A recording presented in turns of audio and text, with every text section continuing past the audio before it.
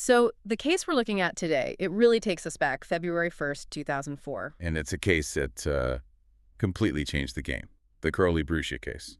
Right. And for this deep dive, our mission isn't just to, go through a timeline. We're looking at a very specific frozen moment. A piece of grainy CCTV footage that basically turned everyone with a TV into an active investigator. It really is a dividing line, isn't it? Before this, you'd just hear about a disappearance. Yeah, you'd read about it. But in this case, because of one security camera at a car wash in Sarasota, Florida, the whole world witnessed the abduction of an 11-year-old girl. And what's so chilling, looking at the case summary, is how completely normal everything was right before that moment. It's Super Bowl Sunday. Totally normal. Carlie's just walking home from a friend's house, a route she knew by heart. And then she crosses paths with Joseph P. Smith. Exactly. And this is where the technology of 2004 plays such a huge role. You have to remember, we didn't have 4K iPhones or anything like that. We just had this grainy, sort of low frame rate security tape. But even with that low quality, the body language, it's just unmistakable. That's the part that sticks with you. Reading the description of the footage, it's 3:45 p.m., broad daylight. Smith just walks into the frame, and you see this very specific aggressive grab of her wrist. It's a nightmare caught on tape. She tries to pull away.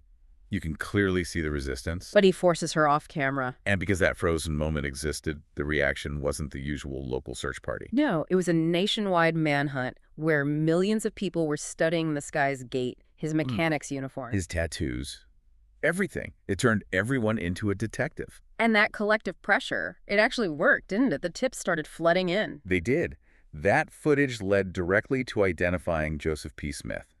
He was 39, a former auto mechanic with a history of drug offenses, and get this. He was on probation at the time. He was on probation. It's infuriating. So the video gets his face out there, but you can't convict solely on a grainy tape. How did they actually, lock this down? The science.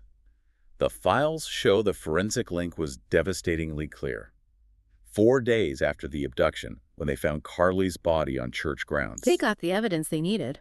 they recovered DNA on her clothing that matched Smith. Plus, Fivers linked her clothes to the items he had access to. The video made him famous, but the forensics sealed his fate. Okay, so let's talk about the trial, because this is where the story takes a really frustrating turn. It really does. So in 2005, the jury sees the tape, they hear the science, they find him guilty, they vote 10-2 for the death penalty. Done deal, right? You would think. But this highlights a major shift in capital punishment laws. Years later, Florida law changed to require a unanimous jury vote for death sentences, 12-0. Wait. So because 2 people on that jury held out back in 2005, the entire death sentence gets thrown out years later. Exactly. His death sentence was overturned while he was awaiting resentencing. He was just stuck in legal limbo. That must have been absolute torture for the family, knowing he's guilty, but the sentence is suddenly invalid because of a rule change. And he never did face that resentencing. Why not? He ran out of time. Justice, I suppose, took a different route.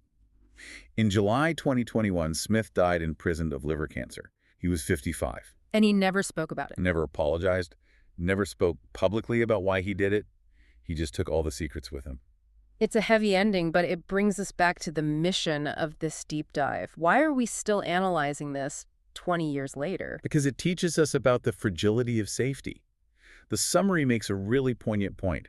Carlie didn't do anything wrong. No, she wasn't taking a shortcut. She wasn't out late. She just crossed paths with the wrong person. It reminds you that sometimes safety is just luck. And that leads to the big question I want to leave everyone with. That video is still studied in criminal justice courses today. It is.